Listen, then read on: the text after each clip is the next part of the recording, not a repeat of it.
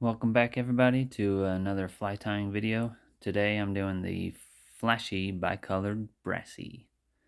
I did this in chartreuse and black, but obviously you can choose whatever colors you want. But those are the two that I really like and something that I had on hand. So I'm going to start out. I used a size 16 hook, these glass beads. We're going to use a iron gray thread, chartreuse wire, black wire, and then we're using this pearl tinsel as the flashy part, and then we'll also do an olive dubbing.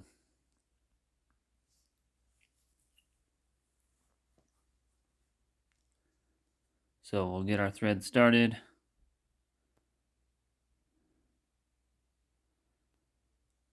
I just do about 10 to 12 wraps.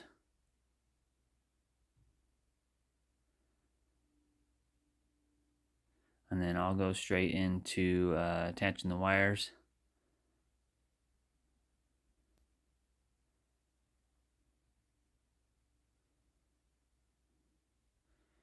And you don't have to attach them all the way down to the head or anything. It's kind of your choice how far down you go. I just went to basically where the wraps will go when I wrap the wire back up towards the head. So I press those wires down towards the curve of the hook just to make sure they sit on there nice and flat. And then I'll wrap all the way back towards the head. Get a few wraps in there. Make sure everything's nice and even.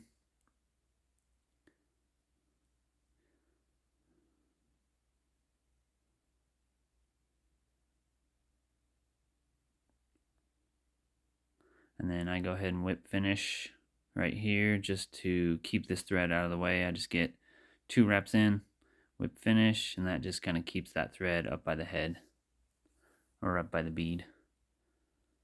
You got to get these 2 wires nice and close and tight next to each other, and you'll see that I struggle with that a little on this one, just to get everything to sit smooth on the hook.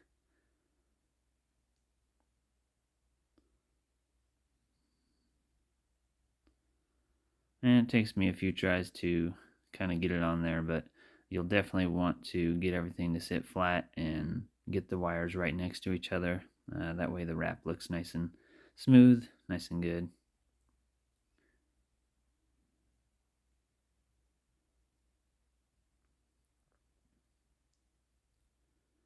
Again, I struggle with this one a little bit. Once you get the technique down, it's usually not too hard. I don't know why I struggled so much, but finally get the wraps in. And again, I try and keep them touching each other nice and close.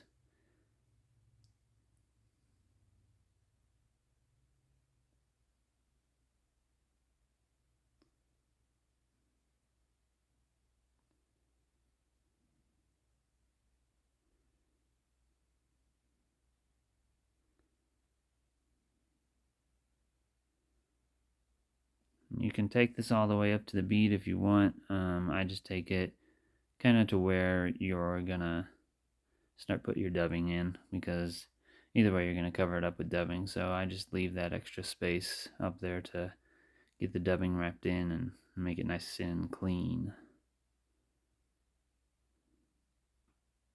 You can see I went a little short on the wires, so these last couple wraps are a little tough.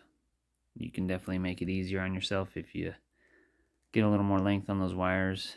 Yeah, you have a little more to helicopter off, but yeah, like I said, it makes the wrapping pretty easy. So I get 2 wraps in front and then a few behind. And I've actually found out that when you go ahead and helicopter these off, do them one at a time. It definitely makes the helicopter part easier.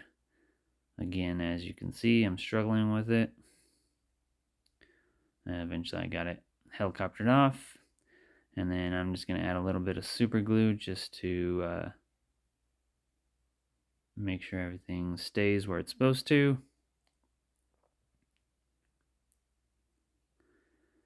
And then we're just going to grab our olive dubbing. And you don't need a ton of this. Obviously, the more you put on, the bigger you're going to get that area next to the bead. I just like a little bit just to kind of differentiate the body and the thorax. And it definitely helps to wet your fingers when you put this on. It'll go on a lot smoother, a lot tighter. So always make sure you wet your fingers. And then since we put that super glue on already, it's going to help kind of keep that dubbing in place too. So both wetting your fingers and that super glue is going to help. Now I'm just going to get 2 pieces of the pearl tinsel. We'll cut those off real quick.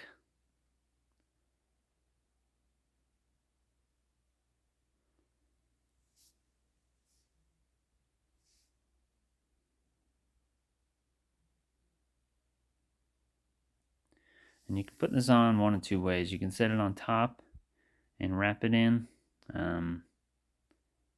Either way works. I actually like this way that I'm using right now, where you just slide it up the thread and then sit it in there. It's just a lot easier to get it where you want it. Get a wrap in there, and then we'll get a few wraps in front.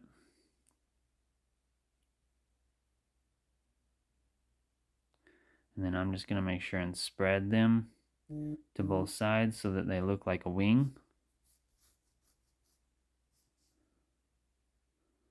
Get a few more wraps in front.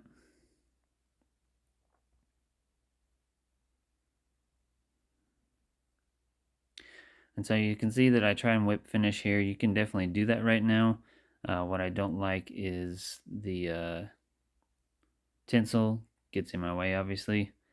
And so I went ahead and waited on the whip finish. I cut this tinsel down to length to where I want it, which you can see my hand is nice and steady here.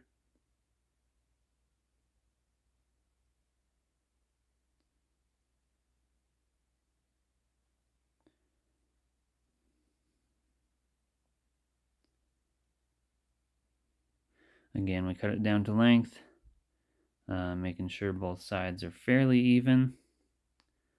And now that it's cut down, that makes your whip finish a lot easier. So we'll whip finish with 2 wraps.